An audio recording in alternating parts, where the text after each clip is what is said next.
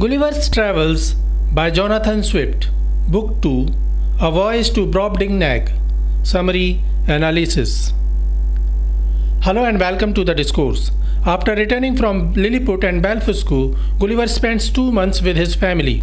He becomes restless soon, and on 2nd June 1702 he sets sail on the ship The Adventure with Captain John Nicholas. The ship is headed to Surat, India, while going through the Cape of Good Hope and Madagascar. However, the ship never reaches its destination as Captain Nicholas and his crew face a violent storm. As happened in past, Gulliver survives the storm and is ashore on an unknown island. Gulliver had distinct memories of Lilliput, where he was an all-powerful giant with exceptional fighting skills. Despite being sympathetic, helpful, and just towards those many minute human-like creatures of Lilliput and Belfuscu, Gulliver couldn't understand the awe, fear, excitement, and jealousy of Lilliputians towards him.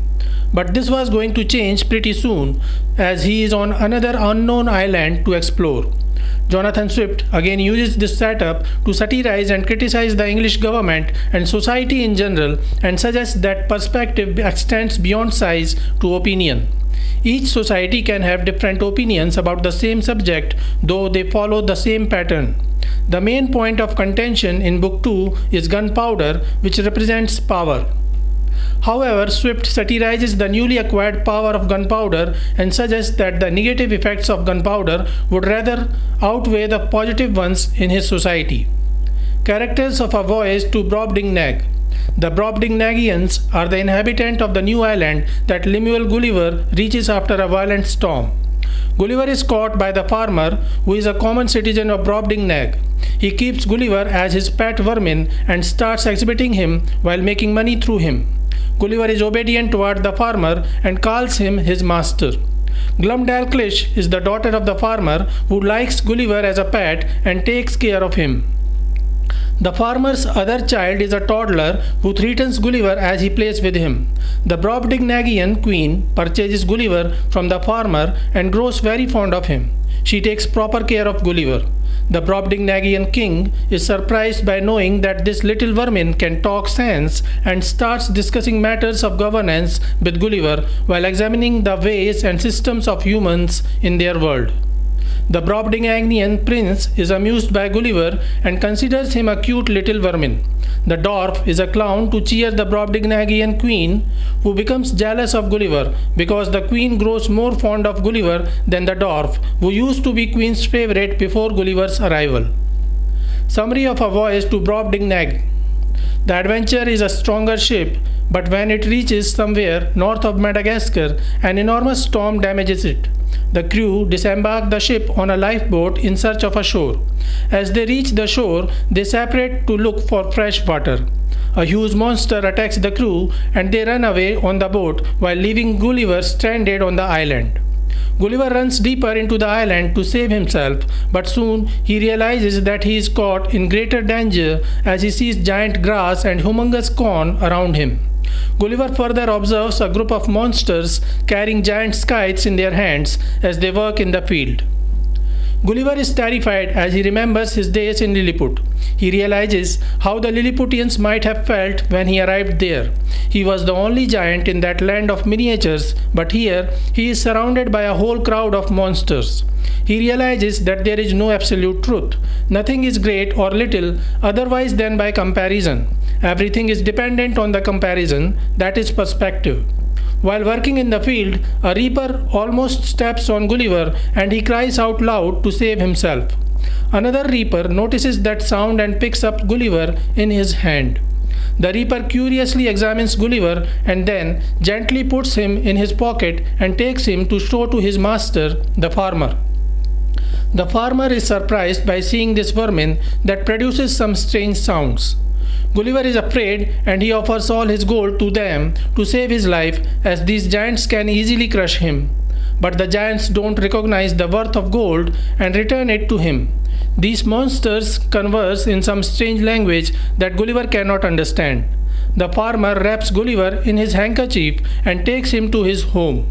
At home, the farmer shows Gulliver to his surprised family members. He offers Gulliver some food as the family takes dinner. The farmer's toddler son is curious about this strange vermin and he picks Gulliver up, who frighteningly shouts to save himself. The farmer notices Gulliver and he twists the ear of his son while rescuing Gulliver. Then Gulliver requests the farmer through signs to forgive his son and let his ear be freed. Since then, Gulliver starts addressing the farmer as his master. He then sees two mice running in the house and he fears that even these giant mice can easily kill him. He kills one of the mice with the help of his sword and then he encounters a huge cat which terrifies him. Gulliver is disgusted by the complexion of the farmer's wife, but then he realizes that it is because of her huge size in comparison to himself. He remembers how Lilliputians found him ugly, frightening, and disgusting, while he found them beautiful and lovely. The farmer's 9-year-old daughter, Glumdalclitch, is fond of Gulliver and she takes proper care of him. She treats him diligently, washes him, stitches a pair of new dresses for him. Gradually, Glumdalclitch starts teaching the Brobdingnagian language to Gulliver. Everyone in the society of farmers is curious about this new little creature. One of the neighbors of the farmer suggests him that he can make good money by exhibiting his pet vermin in the local market. At the market, the farmer puts Gulliver on a desk and Gulliver bows to everyone while answering questions asked by Glumdalclitch.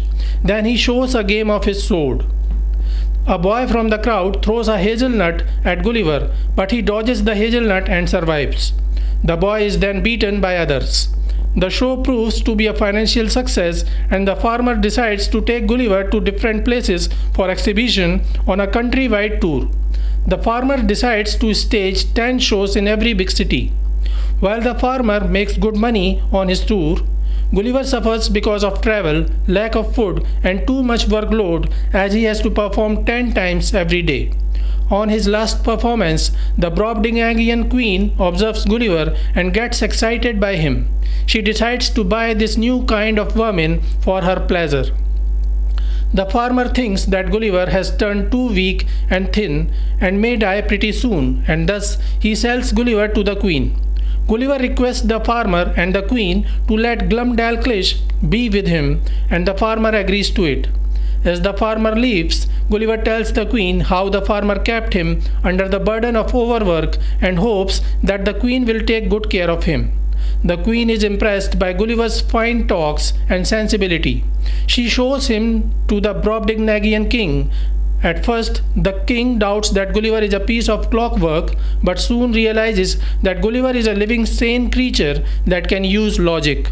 The king summons his advisors and philosophers to examine Gulliver, who declares that he is a freak of nature, an extremely minute man. The king orders a special chamber to be made of Gulliver and Glumdalclitch, where they could live comfortably. The king and queen love to dine with Gulliver and Glumdalclitch. Gulliver would often tell stories of men in England and how they live. The Prince of Brobdingnag is amused by Gulliver, and one day he comments how contemptible a thing was human grandeur, which could be mimicked by such diminutive insects as Gulliver. While life is comparably good for Gulliver in the Brobdingnagian palace, he is pestered by the dwarf of the palace, who used to be Queen's favorite before Gulliver arrived. Being jealous of Gulliver, he would often torture him in various ways. Once he stuck Gulliver in the hollow of a marrow bone, and once nearly drowned him in a pitcher of cream. Gulliver is also pestered by house flies, which are huge in size. They will often excrete on food and lay their eggs everywhere. While the giants cannot see them, Gulliver sees the filth and eggs of house flies, and it disgusts him.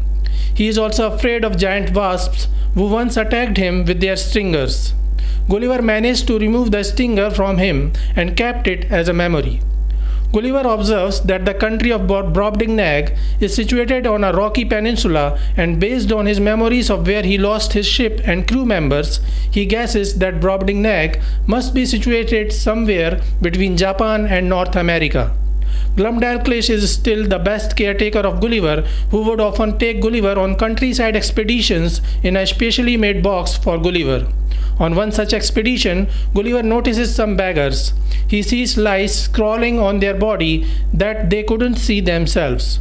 He notices that the architecture of Brobdingnag isn't as impressive as that of England.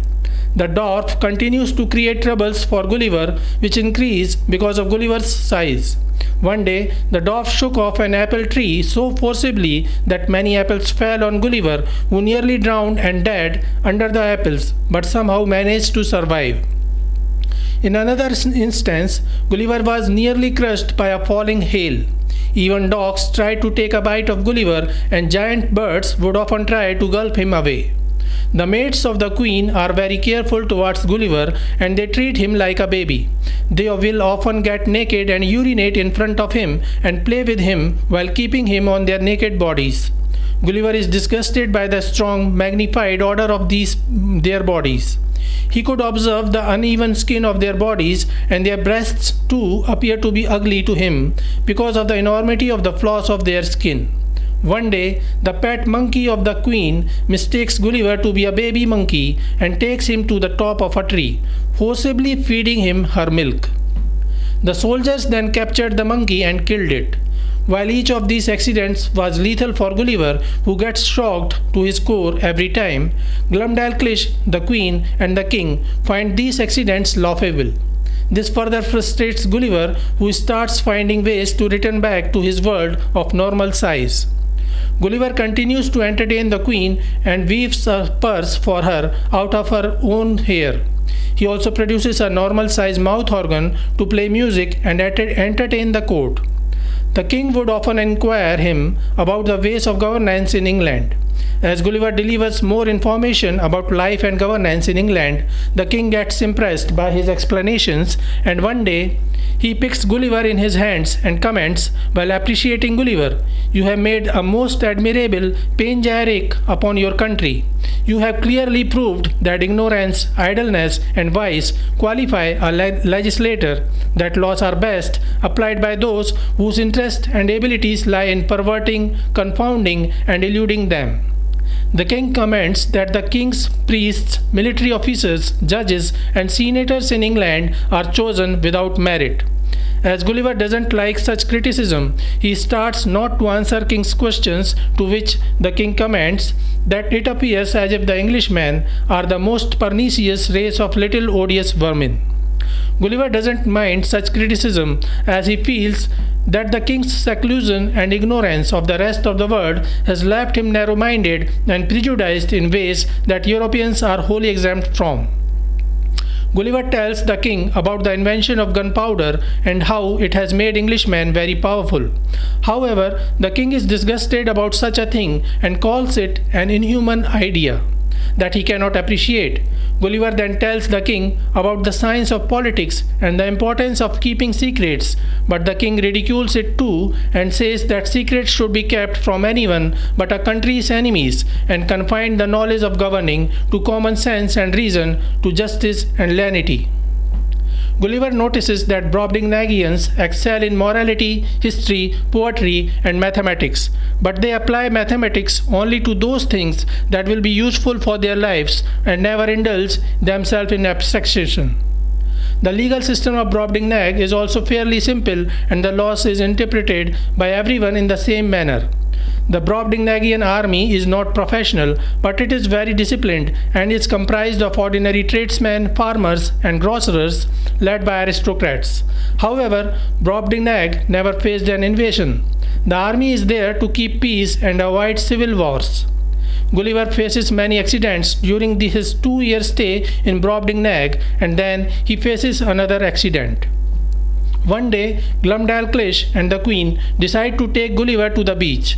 He is left behind on the beach under the protection of a page boy while the queen goes away to enjoy the water. The page gets distracted, and suddenly a giant bird appears and takes away Gulliver's carrier box with Gulliver inside it. Some other birds confront this bird in the sky, and after some tussling, the bird drops the box into the sea. Gulliver gets terrified as he is confounded in the box. He waves his handkerchief and cries for help.